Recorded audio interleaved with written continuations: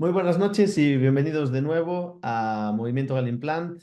En este caso, pues tengo el placer de presentarles una serie de 10 webinars que serán impartidos por el doctor Alberto Fernández, el cual yo creo que ya no necesita presentación porque ha estado un montón de veces aquí con nosotros, es un amigo de Movimiento Galimplant y siempre que lo necesitamos, pues está ahí para brindarnos su sabiduría. Estos 10 webinars que nos va a presentar intentarán resolver una pregunta que el doctor Alberto Fernández se hace de qué cosas le habría gustado que le contaran en su camino al éxito. Lo de camino al éxito lo digo yo, que él es muy modesto, pero vamos, sin duda es una de las personas más exitosas a nivel nacional e internacional. Como dije, amigo de nuestra familia, un integrante más de la familia y hoy va a hablarnos de elevación del seno maxilar por abordaje lateral, las claves del éxito. Con todos vosotros, el doctor Alberto Fernández Ruiz. Alberto, amigo, bienvenido de nuevo. Bueno, César, la verdad que apabullan un poco la forma en la que te has dirigido hacia mí. Espero que se oiga todo bien, que no tengamos pegas de cobertura de estas cosas. ¿Todo bien, César? Todo perfecto, se escucha perfecto. Fantástico. La verdad que un honor. Y lo has dicho muy bien. Estaba pensando ahora mismo en estos minutos qué contar, ¿no? Para romper el hielo. Y realmente lo has hecho muy bien. Básicamente, lo que persigo es aquello que me hubiera gustado que cual discípulo me hubiera cogido a alguien que me cogiera de la mano y me llevara y me dijera, mira, lo más importante para esto es que sepas esto y esto. Y ahora ya que tengo 52 años y estoy más para tapar que para enseñar, me doy cuenta de que eso que ocurre en lo físico no ocurre en lo docente. Entonces, tengo unas ganas absolutas de dar todo. No quiero callarme absolutamente nada. Soy consciente de que puedo ayudar a muchísima más gente enseñando a hacer las cosas bien que hacerlas yo mismo, porque ya empiezo a estar caduco. Entonces, mi esfuerzo tenaz va a ir al respecto de enseñar absolutamente todo lo que sé, sin guardarme el más mínimo de los detalles. Le estaba comentando a César estos días, pues que realmente, pues preparando este webinario, pues estaba del orden de las 120, 150 diapositivas. He quitado vídeos, un montón de referencias de la literatura, porque lo que voy a intentar es una típica imagen de la película, ¿no? De que el chico guapo coge a la chica guapa y le va a enseñar a jugar al tenis o al golf y desde la espalda y de forma decorosamente bonita le enseña a hacer el gesto que corresponde. Yo no voy a poder hacer eso, pero voy a intentar virtualmente guiaros, perdón, esas manos para que vuestras cabezas no tengan titubeos y para que todo redunde en el beneficio de nuestros pacientes, que es el primum movens de nuestra profesión, que a nuestros pacientes les vaya bien. Y pues sin más, pues voy a empezar. La verdad que al final vamos a tener un turno de ruegos y consultas las que queráis y yo os aseguro que mientras el tiempo no lo permita voy a estar resolviéndolas todas, o todas las que sepa. Entonces, a ver si esto quiere pasar. Ya empiezan los sabotajes de que, ay, esto no quiere pasar. Ay, vaya, hombre. Perdonadme que ahora. Uy, qué susto me ha dado. Para empezar, evidentemente, ya están pasando de más. Evidentemente, cuando estamos hablando del abordaje del seno maxilar, pues todo el mundo va a entender que estamos refiriéndonos a la tercera zona de Edmund Gredosian, cirujano maxilofacial americano. Yo no soy nada fan de los americanos y más bien siempre digo lo mismo. Cuando voy a Estados Unidos voy con la intención del chiste, ¿no? De demostrarle que los españolitos pues lo hacemos muy bien. Y es lo único que me motiva para ir a Estados Unidos. El resto, sinceramente, pienso que nos tiene un poco que enseñar, por lo menos de cuanto a implantología se refiere. Pero bueno, pues Edmund Gredosian pues describe una serie de áreas y aquí, para que veáis que no comulgo mucho con su parecer, evidentemente todo el mundo considera que el seno maxilar está en la zona tercera, que es la zona roja, pero mi experiencia no me dice eso. Mirad este caso donde la fosa derecha, fosa nasal derecha, pues se extiende hasta la zona del segundo molar. De forma que si quisiera hacer una elevación de seno, sería en esta área de aquí, pues para colocar un cordal. Entonces, pues no es tan así.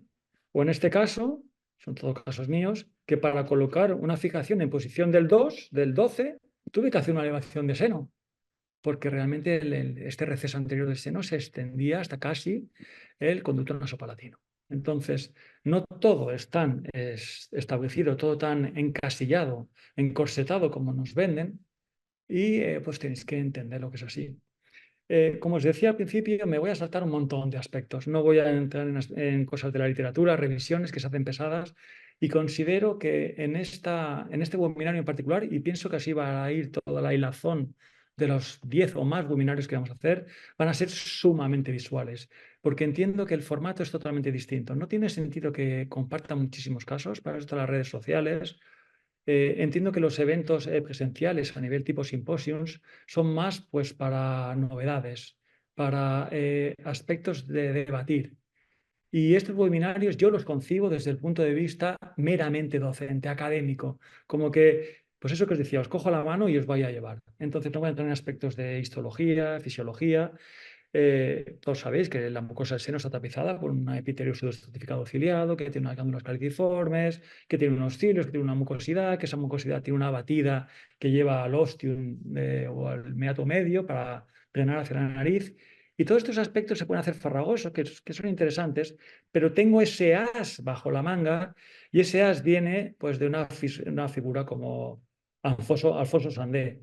Entonces, realmente la A de Alfonso, la S de Sandé, y corresponde con el as ese que me guardo bajo la manga. Le he pedido permiso a César para pasaros un capítulo de un texto que estamos escribiendo donde se pormenorizan todos los aspectos técnicos y de la literatura. Entonces, tanto Alfonso como primer autor como yo, que apenas he apostillado ciertas cosas, pues vamos a pasar el capítulo para que lo podáis ver. Sinceramente, felicidades, Alfonso, eres un auténtico inspirador en este tema y en otros muchísimos. Él está virtualmente aquí con todos nosotros. Entonces, simplificando mucho, y quisiera pues detallar aspectos que os van a ser de utilidad. Recibo muchísimos WhatsApps, mails, cuestiones de teléfono al respecto de tengo un seno ocupado y no sé qué hacer.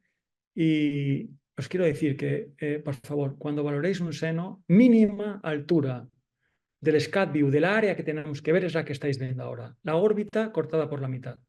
Porque esto nos va a permitir ver perfectamente el infundíbulo del ostium que va al meato medio. ¿De acuerdo? Y solo si vemos esta porción de aquí, que como veis está a la altura de la órbita, el suelo de órbita lo tenemos aquí, nos va a permitir si realmente ese seno, perdón, tiene permeabilidad o no. Muchísimas veces me enseñan imágenes que llegan hasta aquí.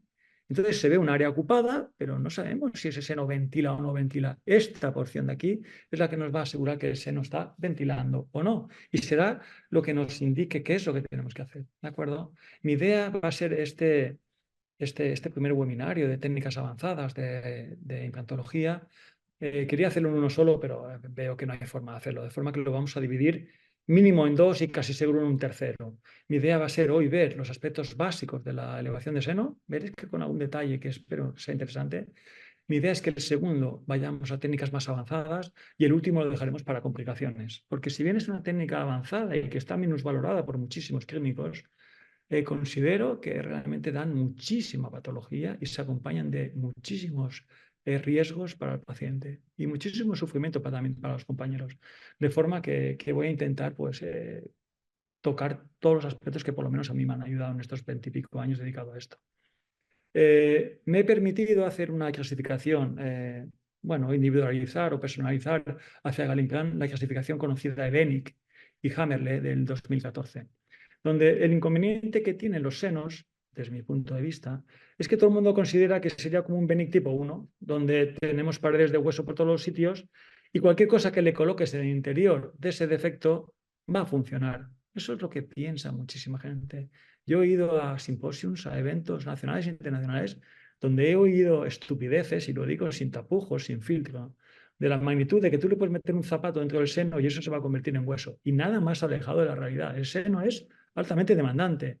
Tiene condiciones que le hacen ser favorable, porque no hay estrés mecánico, o sea, nadie se cepilla la mucosa del seno, ni está invadida por, no sé, pues por, salvo que coloques cigomáticos, por material que lo atraviese, pero sin embargo es un entorno bastante hostil y que no tolera, sobre todo, las bacterias y, sobre todo, que se mueva nada. Si algo se mueve en su interior, eso va mal. Entonces, a diferencia de lo que piensa la gente, para mí el seno maxilar no es un entorno tan sumamente favorable. Hay otro aspecto que quiero pasar así un poco de soslayo, porque es muy típico cuando se habla de elevaciones de seno caer en los números, ¿no? En esa numerología, es decir, bueno, pues si tienes más de 2 o 3 milímetros, ya puedes colocar los implantes simultáneamente. Ese concepto, 2, 3 o 4 milímetros, incluso hasta 5, se aleja totalmente de la filosofía de Galimplan. ¿Por qué? Porque nuestra filosofía se apoya en el hecho de colocar la fijación y en el mismo momento un pilar a un torque adecuado, al torque recomendado, que son los 35 newtons, y suficientemente enterrado, que va a ser un mínimo de 2 milímetros. De forma tal que si tenemos una disponibilidad de hueso de 4 milímetros y colocamos nuestro implante sumergido 2, apenas estamos teniendo 2 milímetros de estabilidad, que no nos va a permitir colocar el pilar a la vez. De forma que yo ruego cautela. No os adelantéis, no os acirueléis, no queráis correr de más y hacerlo todo a la vez. Es mejor asegurarse de que el hueso está formado y después ir a colocar el implante, ¿no? O, en caso de que no se pueda, pues se coloca el implante, se sumerge y a partir de allí, bien enterrado el implante, ya cogeremos y pasaremos a hacer una segunda fase para colocar el implante o para hacer la conexión de los aditamentos, ¿de acuerdo? Por tanto, es un tema que no voy a entrar porque me parece que puede ser polémico y si alguien considera que yo he dicho ese magic number que persiguen muchos los americanos, pues no lo voy a decir.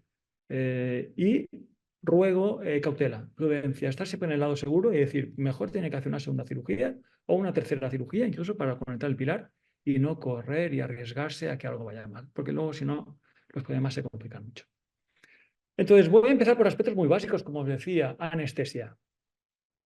La anestesia la haremos del alveolo dentario posterior superior, alveolo dentario medio, a nivel del primer molar, y la zona del alveolo dentario anterior superior, típicamente pues, con una anestesia del linfoarbitario. Espero que esto no requiera mayor explicación.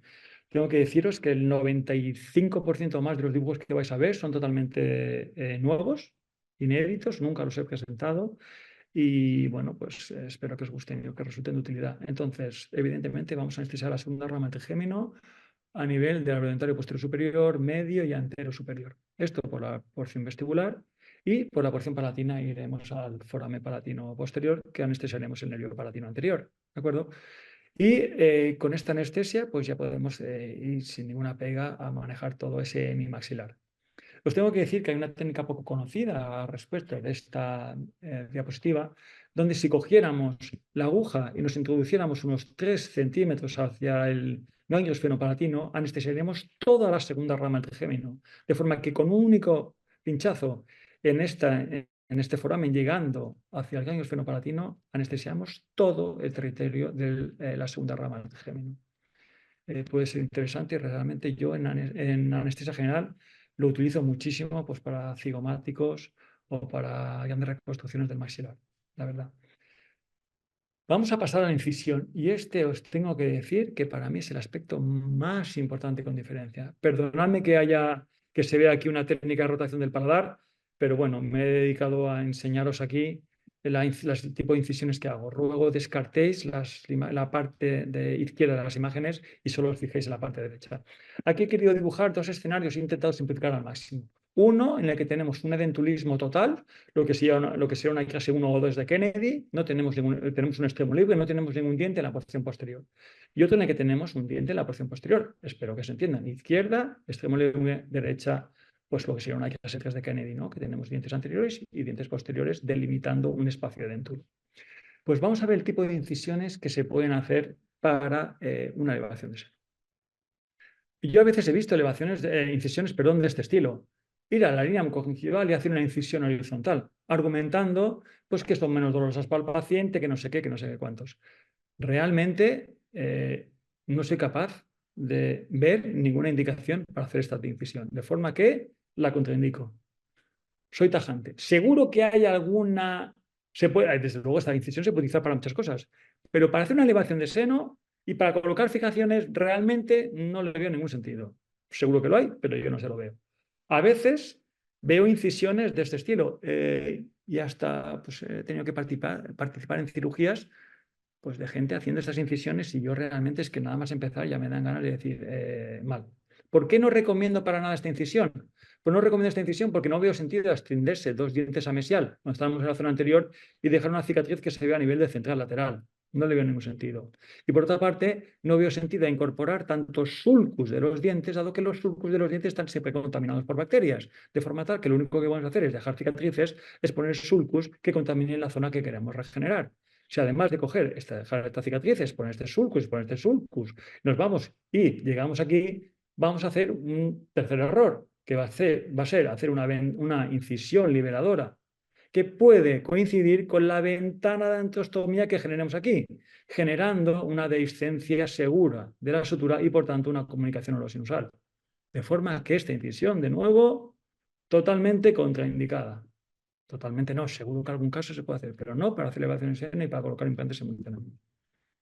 Si seguimos, esta incisión ya pues le veo alguna ventaja. Nos alejamos de la zona anterior, solo cogemos medio sulcus del diente aquí, pero vamos a coger otro medio sulcus del diente aquí y además vamos a hacer 2 descargas liberadoras. Esta incisión, de nuevo, quizás sea la más utilizada para elevaciones del seno, pero yo literalmente no la recomiendo en absoluto. ¿De acuerdo? ¿Por qué? Lo repito. Exponemos sulcus innecesariamente y hacemos incisiones de descarga aquí muy altas que van a dejar cicatrices, molestias y pues se nos pueden ver, por tanto vamos a tener estetismos y tenemos una descarga en distal que puede comprometer pues ¿cómo se llama? ¿Cómo decirlo? Pues la integridad del colgajo vestibular, de forma que si tenemos que extender nuestra ventana de angiostomía, puede ser que coincida con esta incisión y entonces tengamos la dehiscencia, de forma que tampoco la recomiendo. Entonces, en vez de no recomendar tantas incisiones, por favor, dinos ya cuál recomiendas. Pues las que recomiendo son estas de aquí. En caso de que tengamos dientes, recomiendo lo siguiente. Recomiendo coger la sonda periodontal, PCP12, PCP15, la que más os guste. Sondar el sulcus para explorar qué profundidad tiene. Y una vez que hallemos la profundidad que tiene, iremos mínimo 2 milímetros más hacia apical para asegurarnos que dejamos una zona pues perfectamente adherida y que no vamos a hacer ninguna recesión. A partir de aquí no subiremos tanto nuestra incisión hacia la mucosa alveolar, tan solo con extendernos 2 milímetros, un poquito más, si acaso, de la línea mucogingival, vamos a evitar un dolor importante y vamos a evitar que se vean cicatrices. Vamos aquí, con esta incisión, a evitar la exposición de este sulcus, vamos a llegar a la porción alveolar, vamos a hacer una incisión por aquí, vamos a de nuevo a festonear este sulcus del diente haciendo aquí esta porción sarciforme y vamos a llegar hacia distal hasta el surco amular, hasta el paladar blando, de forma que vamos a levantar un colgajo que va a ser triangular, va a tener una incisión liberadora y una incisión base longitudinal, pero no tiene ninguna descarga en distal. De esta forma, vamos a levantar un colgajo sumamente satisfactorio que no va a dejar cicatrices, que va a tener un posoperatorio fantástico y que no va a exponer ni un solo sulcus. De modo tal que el contingente bacteriano que nos puede, iba a decir yo Pardais, que nos puede comprometer el éxito de la regeneración, lo vamos a minimizar al máximo. Además, tenemos una ventaja. Podemos coger, imaginaos que tenemos un biotipo sumamente fino. Podemos muy sencillamente desepitelizar esta porción y hacer una reposición coronal de este colgajo aumentando el espesor del biotipo. De forma tal que realmente es una incisión que recomiendo sobremanera. En caso de que no tengamos diente en distal, pues muchísimo más sencillo. Nos evitaremos una incisión paramarginal que vaya a proteger un sulcus que no existe. Espero que se entienda. Y la idea es, pues lo dicho, festonear sulcus, evitarlos, llegar a encía queratinizada y no extender muchísimo más hacia apical de la línea mucogingival. Si lo vemos desde una vista oclusal o cenital, pero invertida, veréis que lo que intento es evitar la exposición innecesaria de sulcus y hacer una mínima injuria de la porción muscular. Hay que tener en cuenta que tenemos todos los haces del bucinador y al cortarlos, pues hace esa cicatrización tórpida que es dolorosa y muchísimas veces este es el área donde en caso de infección vamos a ver que supura por esta parte más apical de nuestra descarga. Por tanto, me gusta dejarla muy cerca de la línea mucogingival, apenas ligeramente insinuada, 2 milímetros más. Espero que se entienda la incisión. Ahora vamos a la ventana de angiostomía. Evidentemente, si estamos hablando de un abordaje lateral, pues ¿qué tenemos que hacer? Pues una ventana de angiostomía. No he querido tocar el tema de elevación de seno con osteotomos. Realmente la considero sencilla y no la veo una técnica avanzada y la idea de estos serie de webinarios es tratar temas más avanzados. No los estoy minusvalorando ni muchísimo menos, me parece súper interesante, pero yo realmente pues, me quiero centrar en un abordaje lateral. Entonces, este quizás sea de los temas más polémicos. Bueno, en la elevación sí no tiene unos cuantos, pero este es un tema polémico. Es ¿dónde se hace la ventana de angiostomía? ¿Y con qué se hace? ¿Y qué forma tiene? ¿Y luego qué haces con ella? ¿La metes para adentro, la quitas, la sacas, la desgastas, la no sé qué? Voy a contaros sencillamente lo que yo hago. No sé cuántos senos he hecho en mi vida, pero os aseguro que varios centenares segurísimo. Complicaciones. He tenido una sola fractura de pared lateral que resolví de otra manera y nada más. No he tenido sinusitis, no he tenido inconvenientes. Entonces, realmente para mí es una técnica que no sé cómo se tiene que hacer para hacerla mal. Entonces, considero que eso tiene suficiente bagaje para que os cuente cómo lo hago, porque os aseguro que si se hace como yo lo hago, el porcentaje de éxito raya en 99,99999%. Es apabullante. Esto es como los injertos gingivales libres, que es que van todos. Entonces, al respecto de cómo hacer la ventana de angiostomía, he oído muchas cosas. Pues que hay que hacerla ovalada, hay que hacerla rectangular, hay que hacerla en forma de las orejas de Mickey Mouse. Eso es invención. Hay que hacerla de muchas maneras. Siempre digo lo mismo. La forma de la ventana de angiostomía tiene que ser individualizada a cada uno de los casos. Punto y pelota. No hay más historias. De forma que aquellos que dicen, pues tiene que ser pequeña, tiene que estar aquí, tiene que estar para allá, yo sinceramente lo respeto, pero no lo comparto en absoluto. Primer aspecto súper importante después de la incisión es qué separadores utilizo para poder exponer de forma cómoda esa pared anterior o pared lateral, en el caso de la elevación de seno, del maxilar para hacer una ventana satisfactoria. Quizá el separador quirúrgico más utilizado sea el Minnesota. Yo, de nuevo, lo respeto enormemente, pero no comulgo en absoluto con esta idea. ¿Por qué? Porque para que el Minnesota pueda ser utilizado de una forma cómoda, casi siempre lo tiene que coger el mismo operador. De forma tal que al utilizar una mano para mantener el Minnesota, está reduciendo toda esa habilidad a una sola mano. Y os aseguro que las técnicas de elevación del suelo sinusal son sencillas, pero se pueden complicar muchísimo y requieren el máximo de pericia. Y no conozco a nadie en el mundo que sea más hábil con una sola mano que con dos. Y por eso son muy recomendables los separadores de ángulo recto que permiten que desde fuera un asistente coja ese separador y te permita que tú manejes las dos manos. Eso te va a permitir estruturar la membrana, fijar chinchetas en el interior, pasar ligaduras, colocar un injerto en bloque dentro del seno. Todo esto lo veremos en siguientes webinarios. La idea es, en este vamos a ver lo más básico de todo. Por tanto, recomiendo separadores de ángulo recto para que sea un asistente o el primer ayudante el que los coja y nos ayude. A partir de aquí, pues yo desarrollé mis propios separadores de seno y sinceramente me parecen espectaculares.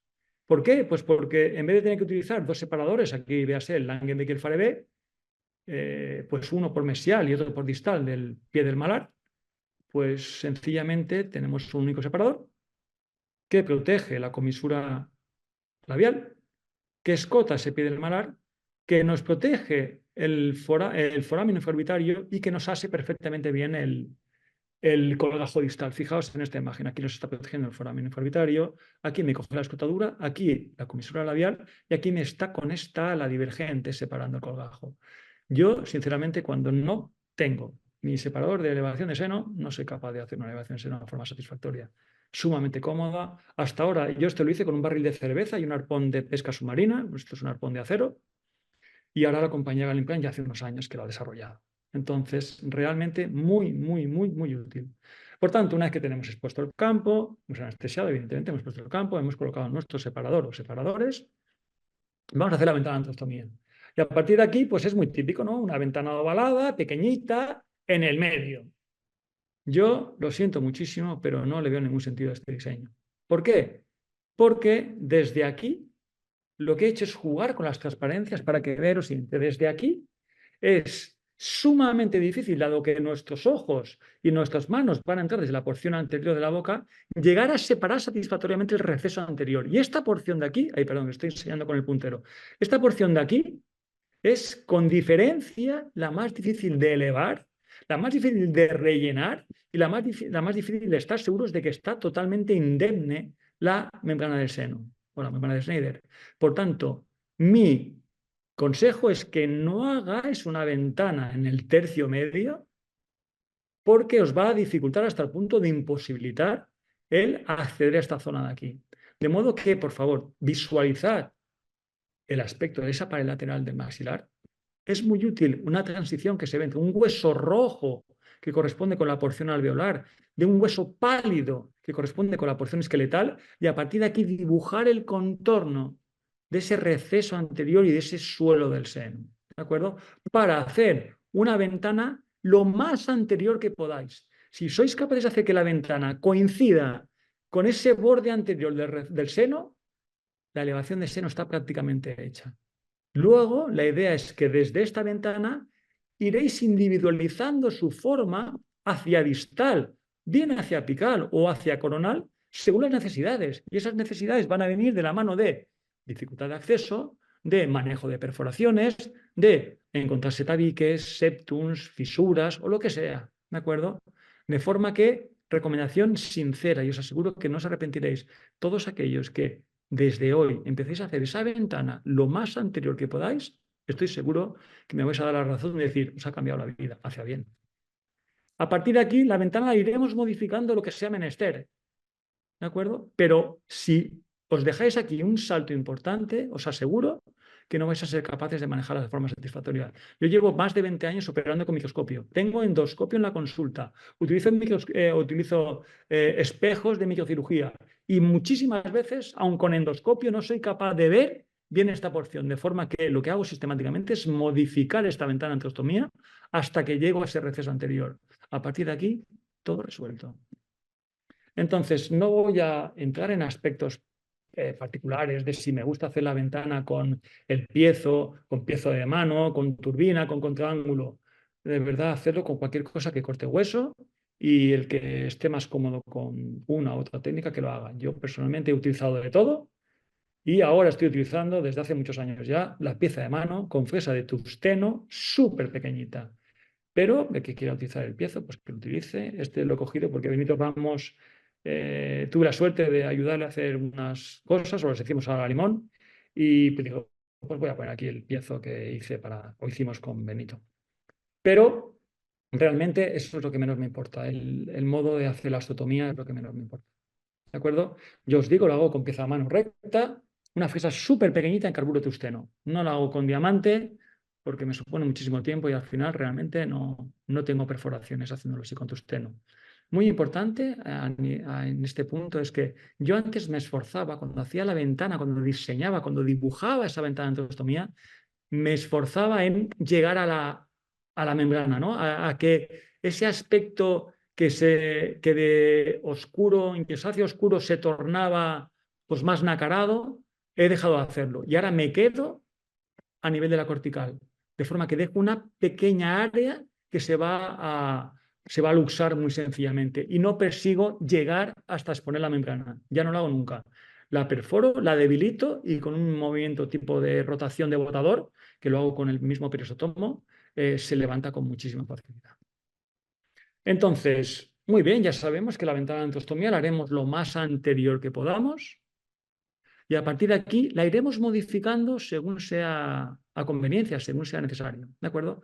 Esto es muy importante. Típico error del neófito haciendo elevaciones de seno. Una, ventanas muy pequeñas y muy hacia distal. Desde aquí os aseguro que no hay forma de llegar a elevar satisfactoriamente y a rellenar esta porción.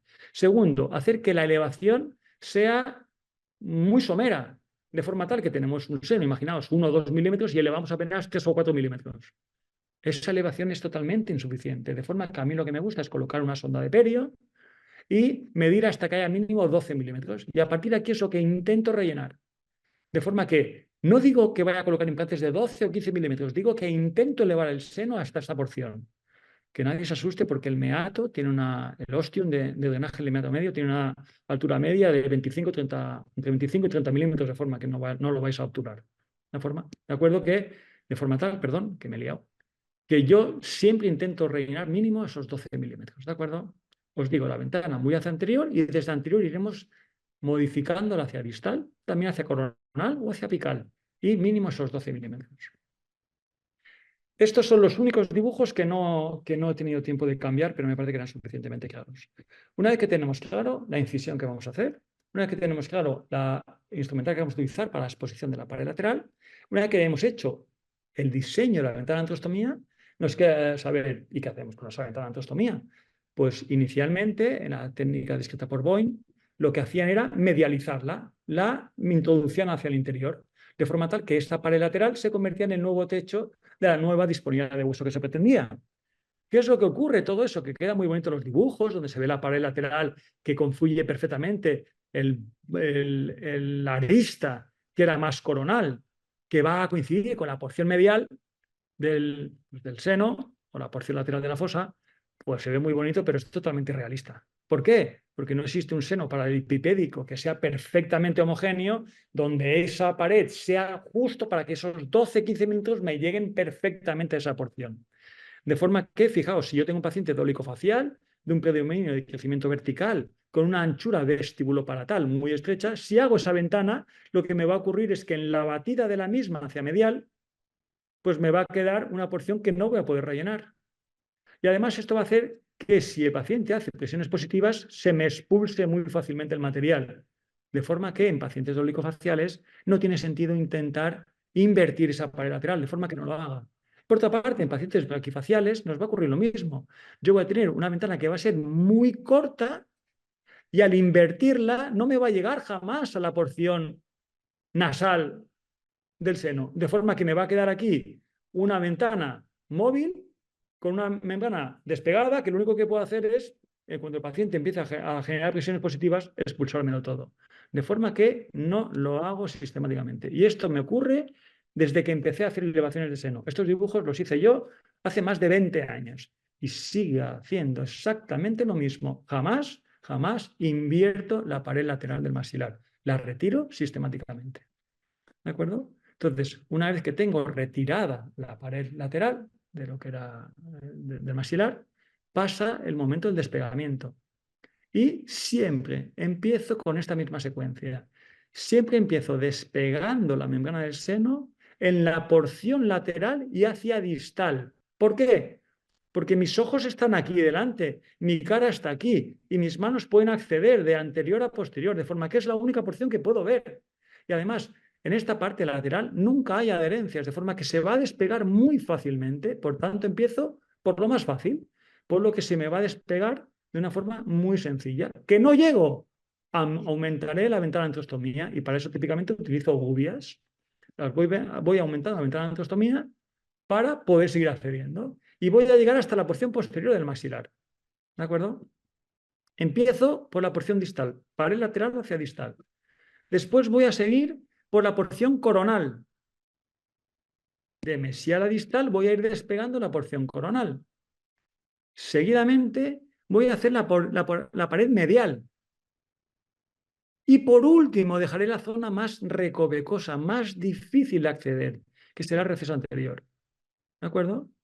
Ya tengo aquí toda la membrana perfectamente elevada, súper, decirlo, no sé, como liberada, y hace que este acceso más difícil se convierta en muchísimo más sencillo. ¿De acuerdo? Lo repito porque me parece interesante. Primero, distal desde un abordaje lateral, o sea, desde la porción lateral para el lateral hacia distal. Segundo, coronal. Tercero, medial.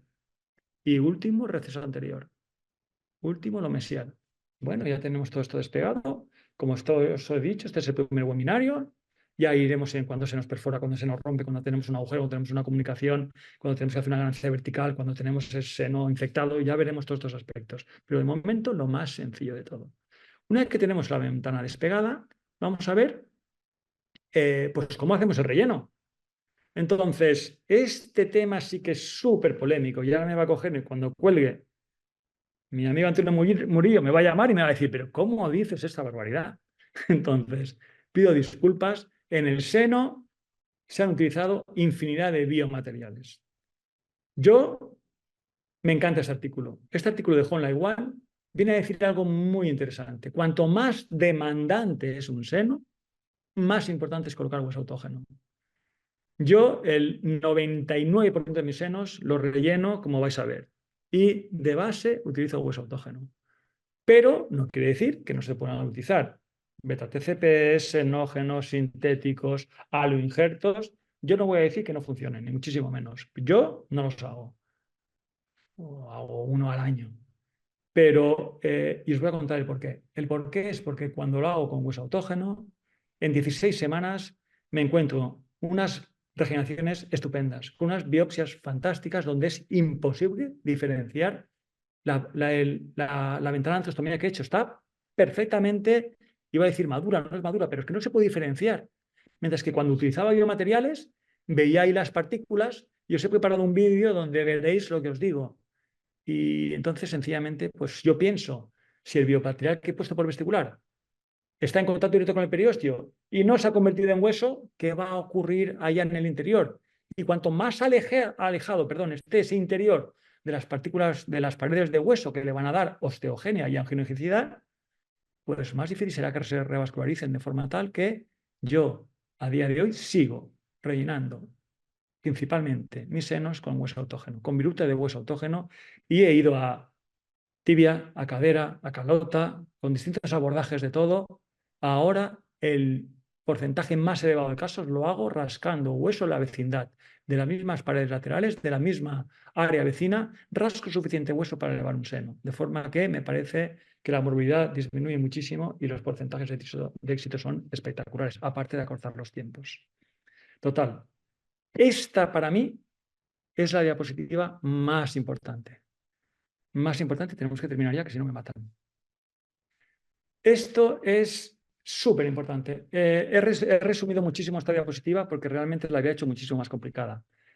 Permitidme, vamos a hablar de cómo rellenamos ese seno una vez que hemos hecho la antostomía, el despegamiento y ahora queda el momento de rellenarlo, ¿de acuerdo? Típicamente hay dos grandes formas de rellenar. Una es, o mejor dicho, de despegar para luego rellenar. Uno es despegar buscando una forma esferoidal y otra es hacer una forma paralelepipédica, como si fuera un cubo, intentar pues, que el seno se eleve, el suelo del seno lo elevemos en no sé cómo decirlo, un aspecto hacia vertical, puro, ¿no? Que sea como que el suelo del seno lo ascendemos totalmente. Yo soy partidario al 100% de esta elevación tipo paralelepipédica. Y odio, detesto, no le veo ningún sentido a elevar en forma esferoidal, generando lo que yo llamo, y mucha gente me lo ha oído antes, los champiñones. Y aquí, en esto de aquí, os voy a enseñar el por qué. Es muy sencillo. Imaginaos, esta diapositiva, os digo, es un poco profunda, pero la he simplificado. Imaginaos que yo relleno, que yo despego mi membrana de seno para hacer una esfera. La esfera es una figura y he buscado números muy redondos. Imaginaos que tenemos una esfera que contiene 1 litro de líquido, que queráis. ¿De acuerdo? Un cubo que contiene 1 litro o un cilindro que contiene 1 litro. ¿De acuerdo? 1000 centímetros cúbicos. Entonces, para un volumen común de 1000, fijaos la superficie que representa cada una de estas figuras geométricas. De forma que la esfera tiene 483 centímetros cuadrados, mientras que el cubo representa 600 centímetros cuadrados de superficie. ¿Qué quiere esto decir? ¿Por qué Berto está contando estas tonterías que nunca habíais oído? Pues es muy sencillo. La sustitución del biomaterial que rellenemos, con el que rellenemos el seno, va a depender de estos dos aspectos. El volumen que tenga que sustituir y la superficie que permita hacerlo. De forma tal que si yo tengo un volumen enorme y una superficie mínima que me supone una esfera, estoy dificultando el recambio por osteoconducción. De forma tal que sencillamente, en vez de despegar en forma de champiñón, si elevamos el suelo del seno verticalmente hacia arriba y en bloque, o sea, lo tiramos todo hacia arriba, estamos teniendo una mayor superficie para un mismo volumen. De forma tal que, fijaos, a esto no quiere ir, ahora esto no quiere ir. Hay un 20% más de superficie en un paralelepípedo que en una esfera. De forma que es muchísimo más sencillo que el volumen, que el volumen del material contenido sea sustituido desde la vecindad. Pero hay un punto mucho más importante que este, que ya me parece importante, un 20%, eso en biología es una barbaridad. Fijaos, si yo quiero colocar una fijación y para eso necesito una ganancia en altura X, si yo quiero ganar aquí una ganancia X, el radio que me determina la superficie y el volumen tendré que multiplicarlo por 2, porque la altura será 2 veces el radio. Esto espero que se entienda. Mientras que en el cubo, el lado será la altura que yo pretenda para colocar el implante. De forma tal que resulta que para una misma altura, o sea, si yo quiero colocar una fijación de 10 milímetros, tengo que meter 46% más de volumen de biomaterial en una esfera que en un cubo. De forma que tenemos 46% más de volumen para una superficie que es el 20% menor. Es matemáticamente una estupidez, un compromiso a la biología rellenar los senos de forma esférica, porque tienes que meter mucho más volumen para obtener una misma altura, exponiendo muchísima menos superficie. Estás haciendo que los osteoblastos que lleguen ahí, los preosteoblastos, mejor dicho, sean auténticos campeones del mundo, lo cual no le veo ningún sentido. Ya en 5 minutos termino, perdón, que ya me estoy extendiendo de más. Espero que se haya entendido. No tiene sentido reinar los senos en forma de esferas. Intentar elevar de forma total. ¿De acuerdo? De forma que yo quitaré la pared lateral del seno y voy a acceder con la sistemática que os he dicho, primero pared lateral hacia distal, después porción coronal, después porción medial y luego porción mesial.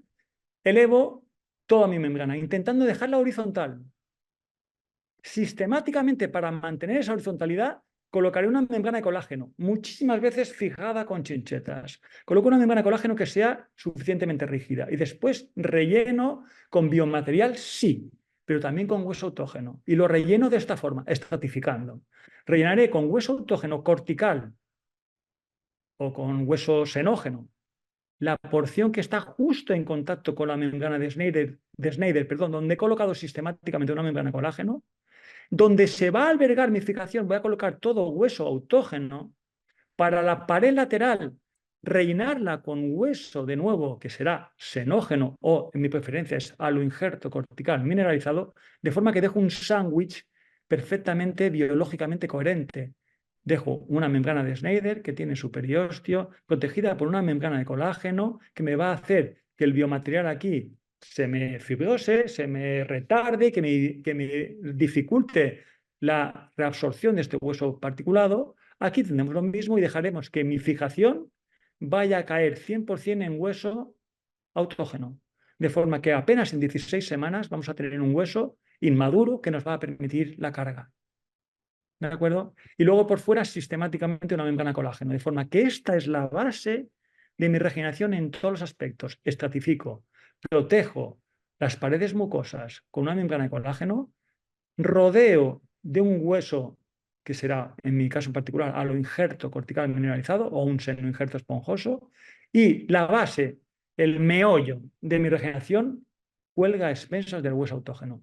Fijaos en este caso, este es el único caso en mi vida, estamos terminando, donde tengo la oportunidad de hacer una elevación de seno, colocar implantes en una elevación de seno que ha hecho otra persona. Y me encuentro este caso y me dice el paciente, quiero que me coloques tú los implantes. Yo veo esto y digo, a mí esto no me gusta nada. Esto es un champiñón, más radiopaco que la gutapercha, y para mí esto no es hueso ni lo será en la vida. Pero, vale, en las imágenes se ve pues la densidad y se ve pues bien relleno todo. Perfecto. Sin embargo, este caso, que es muy mío, este es mío totalmente, pues tengo que elevar esto hacia arriba. Fijaos, persigo esa elevación paralelipipédica. ¿Veis cómo el receso anterior de ambos lados está mal relleno? Tendría que haber metido más. Me equivoqué, lo hice mal. He buscado un caso, el primero que he encontrado. Pero veis que aún así me da mucha rabia cuando veo esto con microscopio. Haciendo todas esas cosas es la porción más difícil de elevar. Pero persigo ese aspecto de paralelepípedo, ¿no? Fijaos, aquí he puesto un pequeño vídeo que lo voy a pasar muy rápido. Mi elevación de seno. Hago una ventana bien potente. ¿De acuerdo? Voy a avanzar mucho, la extiendo, la extiendo, la extiendo, la extiendo. Veis que es ancha, recojo todo ese hueso, voy quitando, voy quitando, voy quitando, voy quitando, voy quitando, voy quitando. Luego despegaré, como os he dicho. Y cuando reentramos, esto es lo que quiero que veáis, Cuando reentramos a las 16 semanas, me encuentro una pared lateral totalmente osificada, donde es imposible diferenciar. Ahí se ve. Yo hice una ventana aquí enorme y ahí, ya lo he parado, ahí no queda ningún resto de nada. Y lo que me voy a encontrar es un hueso fantástico, inmaduro, pero fantástico. Fijaos, este es el caso que un año después de que me viniera el paciente con esto, y dije, yo voy a esperar un año porque no me fío. Entonces, hago la reentrada de este seno. Voy a avanzar, hago la reentrada. Y cuando hago la reentrada, empiezan las sorpresas. Las partículas totalmente sueltas y empiezo a quitar, quitar y quitar y ahí se va todo. Mirad, se va totalmente sueltas. Evidentemente hice una biopsia y el tejido me lo informa como tejido fibroso no óseo. De forma que no era cuestión de esperar 200 vidas. Eso nunca, jamás en la vida se iba a convertir en hueso. Nunca. Había esperado un año. Estoy convencido que quien hizo esta elevación de seno, y no es una crítica a él, ni muchísimo menos, lo verá como un éxito. Radio opaco, en el sitio, seno limpio, pero eso no era hueso y el objetivo de la elevación de seno es conseguir hueso en su interior. Último minuto, llega el momento de la incisión, de la sutura, perdón, esta es la incisión que habíamos propuesto. Como no vamos a hacer técnicas avanzadas de ganancias verticales y ganancias horizontales, he puesto puntos simples. Va a caer todo en un tejido sano, óseo, y por tanto no es necesario que hagamos desplazamientos coronales, elongaciones del colgajo. Esto se va a apoyar en la misma zona de la que venía y va a ser sumamente sencillo. Eso es todo. Al final he corrido más, menos mal que he quitado 100 y pico diapositivas, pero si no, imaginaos. Espero que se haya entendido y que realmente pues, que tengáis fuerzas para los siguientes 2 que quedan de seno y para todas las que están por venir. Al final me he pasado unos pocos minutos. Ya, pues sin más, No pasa nada, Alberto. espero que No pasa nada. demasiado rápido. Tendría que haber hecho menos diapos, pero es que al final, en fin. Nada, está todo perfecto y bueno, has adelantado también bueno, que lo habíamos hablado, que esta primera conferencia la íbamos a dividir en 3 partes, que es algo que aún no sabía la gente que hoy está viendo la conferencia y Es que que ya hemos fijado la primera fecha de ellas. sí, sí, sí, es que ya me he dado cuenta esta semana montándola. Es que no podía contar tantas cosas y he preferido hacer un aspecto básico para que apostillar ciertas cosas. Y espero que haya servido, no sé, un poco, Sí, no sí, sé. sí, sin duda. La siguiente parte la tendremos en 2 semanas. La próxima semana tendremos un webinar con la doctora Sandra y la siguiente volveremos a estar contigo con esta segunda parte de Movimiento Galimplant. Tengo por aquí algún comentario, alguna preguntita. Voy a leerte, bueno, animo también a la gente que nos está viendo que si quiere hacer preguntas las puede hacer a través del chat o a través del apartado de preguntas que encuentran en la parte inferior. Voy a leerte una de ellas que creo que te va a hacer especial ilusión, que dice lo siguiente. Felicidades, Berto. Soy Leana, tu fan número uno. Enhorabuena por esos dibujos 3D. Me han encantado, sinceramente, me ha encantado, sinceramente, la explicación de las incisiones. Está clarísima. La individualización de la antrostomía perfecta. Los volúmenes de los rellenos están claros. Gracias por aportar tanto. La odontología te lo agradece.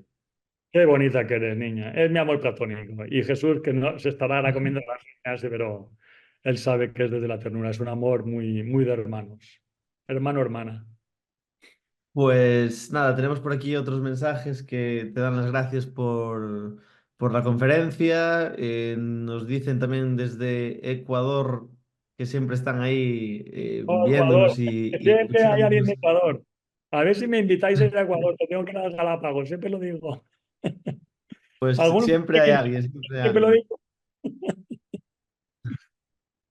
Y bueno, tenemos aquí también una pregunta que nos dice, buenas tardes Alberto, uy, ¿cómo estoy yo hoy? Impecable como siempre, el pináculo de la cirugía. ¿Podrías hablar por encima de la técnica anestésica del ganglio esfenopalatino que mencionaste, por Pues favor? vuelvo a compartir. ¿Puedo volver a compartir? Sí, sin problema. A ver si encuentro la pantalla. ¿Dónde estás, Berto? Yo creo que estás aquí. No, me parece que os vais a ver 1000 veces. Perdón. Estoy aquí. ¿Y cuál es la pantalla? No, ahora no me encuentro. Ahora no me estoy encontrando ya a mí mismo. Espera, perdonadme, que la estoy liando. ¿Dónde está el Zoom? A ver, Berto, el Zoom está aquí. Voy a compartir ahora.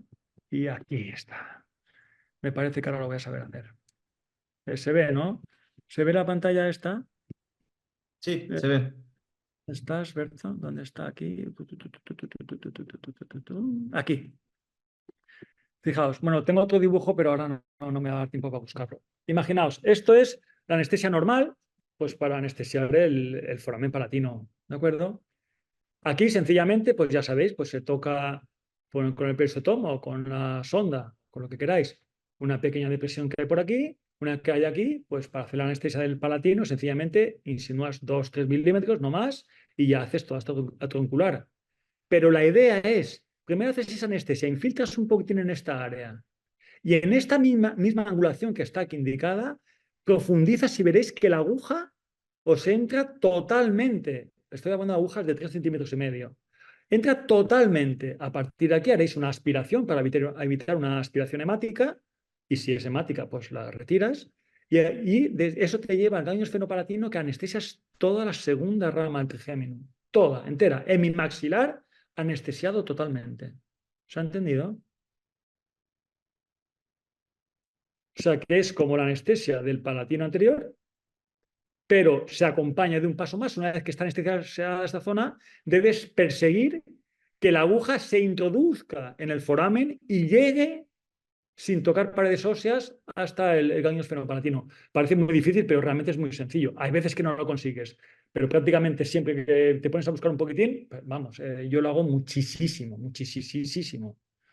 Y no sé, es algo que recomiendo. Quizá no tanto para elevaciones de seno, pero para cirugías mayores es, vamos, súper interesante esa técnica y muy segura. Bueno, pues genial, Alberto. Mira, tenemos aquí más mensajes de agradecimiento y aquí nos dicen también un abrazo de un peruano que es fan. O sea, hoy tenemos gente de todas las nacionalidades. Bueno, Muchísimas gracias por estar con nosotros. Nos vemos dentro de muy poquito, 2 semanas solo.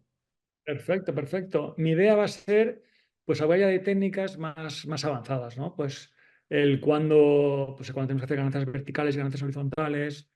Y luego el último, bueno, también cuando tenemos perforaciones y el último dedicarlo a las complicaciones, que me parece el tema princeps, porque la elevación de seno da muchísimas pegas. Si no se hace bien realmente, yo es lo que os decía al principio, haciéndola bien es que yo no soy capaz de entender que haya tantas complicaciones realmente, pero no sé, un familiar mío es otorrino y me ha llamado tantas veces para quitar cosas de dentro de los senos que es que no os podéis ni imaginar el listado de cosas raras que he encontrado dentro de los senos. Pero espectacular. Es decir, ¿pero cómo se puede meter tantas cosas aquí dentro del seno? Y realmente lo veo tan sencillo que con los parámetros que os he dicho ya está. Solo hay una cosa que no he dicho y si me dejáis 15 segundos, es muy importante que toda la acción de las curetas para el despegamiento de las membranas del seno siempre busquen un apoyo firme en hueso. O sea, no se despega la membrana del seno dándole paletazos a la membrana, se despega arrastrando firmemente del hueso para que la convexidad de la cureta sea la que eleve. Es como se eleva un colgajo a espesor total. Hay que rascar el hueso y que sea la convexidad la que lo desplace. Con eso, yo creo que tenéis ya unas bases más que suficientes para que todo esto sea satisfactorio. Pues nada, Alberto, con este último comentario que nos dice gran calidad del contenido y presentación clara y concisa, deseando ver los siguientes. Así nos quedamos después de esta magnífica conferencia. Muchísimas gracias por acompañarnos siempre, muchísimas gracias por estar siempre con Movimiento Galimplant número ya 73 y nos vemos en solo 2 semanas, Alberto. 69 le tocó a Carlos Ayala, ¿no? Me parece que siempre me hace gracia. Me parece que 69 le tocó a Carlos Ayala. En fin, afortunado. Pues un abracito muy grande y nos vemos muy pronto. Muchísimas gracias a todos. Chao, hasta mañana. Bien, chicos.